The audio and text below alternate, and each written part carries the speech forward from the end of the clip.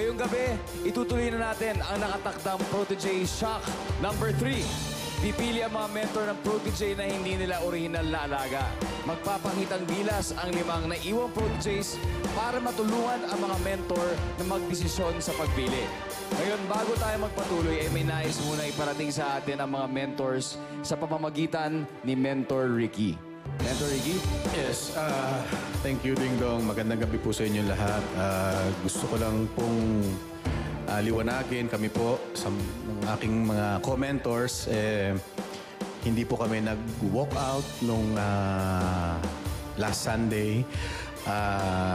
Nagpaalam po kami sa mga judges at sa production. Wala po kaming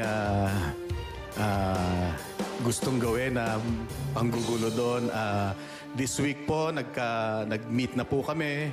At of course, may mga rules po to follow. Talagang medyo na-shock lang kami that night. But we're raring to go. Humihingi lang po kami ng konting pasensya, paumanhin kung meron man po kaming mga na-offend. Ding Dong, lalong-lalo na sa'yo. Pasensya na dahil alam ko ikaw mag-close ng show. Peace. No problem. Maraming salamat, Mentor Ricky, Mentor Julina, Mentor Roderick, Mentor Philip, at Mentor Gina.